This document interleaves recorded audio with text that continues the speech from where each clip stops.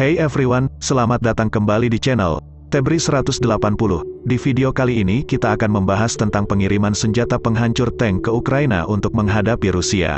London, Inggris telah mulai memasok Ukraina dengan senjata anti-tank ringan baru untuk menanggapi perilaku yang semakin mengancam dari Rusia. Menteri Pertahanan, Menhan, Inggris Ben Wallace mengumumkan hal itu pada parlemen. Dalam laporan yang dilansir Reuters pada Selasa, tanggal 18 Januari tahun 2022.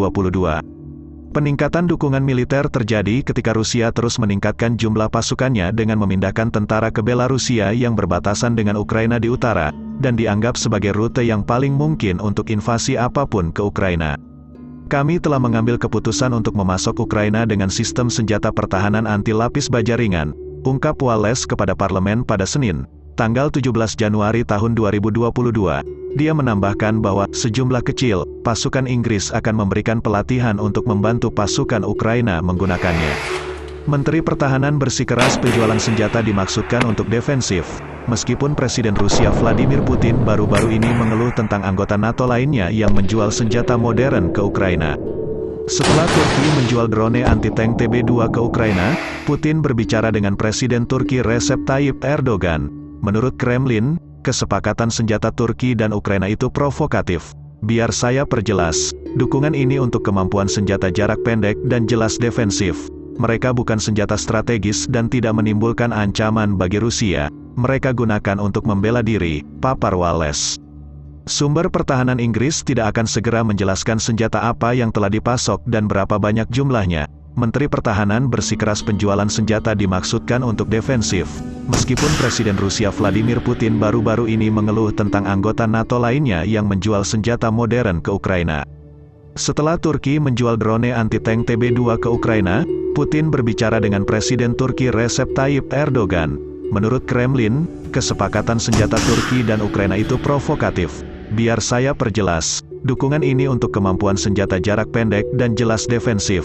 Mereka bukan senjata strategis dan tidak menimbulkan ancaman bagi Rusia. Mereka gunakan untuk membela diri, papar Wallace. Sumber pertahanan Inggris tidak akan segera menjelaskan senjata apa yang telah dipasok dan berapa banyak jumlahnya. Namun, para ahli mengatakan senjata yang dipasok kemungkinan adalah senjata anti-tank ringan generasi baru, dengan jangkauan beberapa ratus meter, yang dimaksudkan untuk membantu memerangi pasukan tank berat Rusia.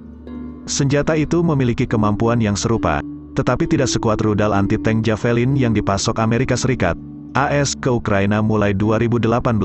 Secara teori, senjata yang lebih ringan dapat melumpuhkan tank dengan menyerangnya dari atas. Partai Buruh mengatakan pihaknya mendukung pengumuman tersebut, yang telah diberitahukan sebelumnya. Wakil Menteri Pertahanan Inggris John Healey menyebutnya senjata anti-tank, dan mengatakan Inggris harus memastikan mereka tidak akan digunakan, kecuali Rusia menyerang. Wallace juga mengatakan dia akan mengundang rekannya dari Rusia, Menhan Sergei Shoigu, untuk pembicaraan bilateral di London. Meskipun masih belum jelas apakah pertemuan itu akan diadakan, kami siap membahas masalah yang berkaitan dengan masalah keamanan bersama dan terlibat secara konstruktif, dengan itikat baik, ujar Wallace. Penjualan senjata terbaru merupakan langkah maju dari komitmen militer Inggris pada Ukraina.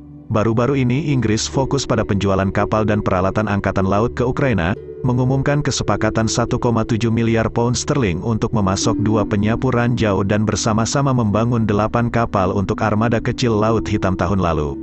Rusia telah mengumpulkan lebih dari 100.000 tentara di perbatasannya dengan Ukraina, menuntut agar negara itu tidak pernah menjadi anggota NATO dan menuntut jaminan keamanan lainnya yang akan sama dengan penciptaan lingkup pengaruh bagi Moskow di negara-negara bekas Soviet. Beberapa pasukan Rusia sudah mulai bergerak ke Belarusia untuk latihan militer yang direncanakan, bernama United Resolve.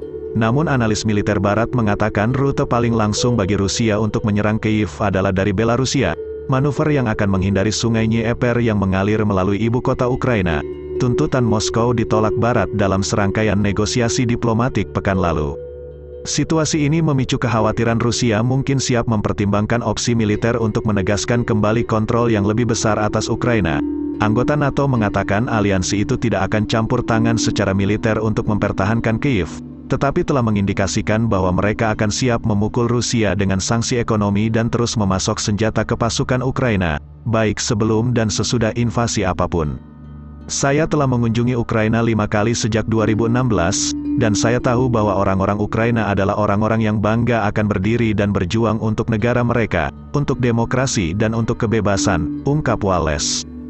Dia menjelaskan, setiap invasi tidak akan dilihat sebagai pembebasan, tetapi sebagai pendudukan, dan saya khawatir hal itu dapat menyebabkan hilangnya banyak nyawa di semua sisi. Menteri Luar Negeri, Menlu, Jerman Annalena Baerbock mengatakan sebelum pertemuan dengan mitranya dari Rusia pada Selasa, tanggal 18 Januari tahun 2022, dia berharap ketegangan dapat diselesaikan dengan diplomasi tetapi, jika tidak, Moskow akan membayar harga tinggi untuk tindakan agresif terhadap Ukraina.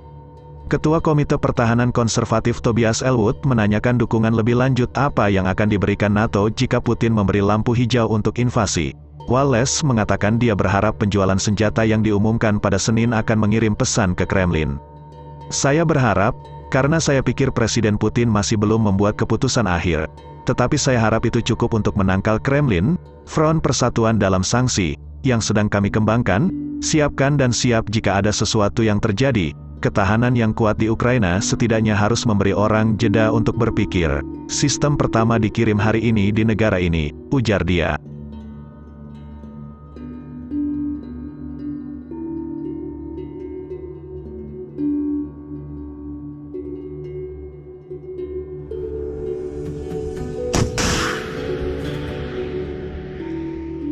Terima kasih everyone sudah menonton video ini. Buat kamu yang sudah like video ini, komen di bawah video ini, subscribe channelku dan share video ini. Aku ucapkan terima kasih banyak.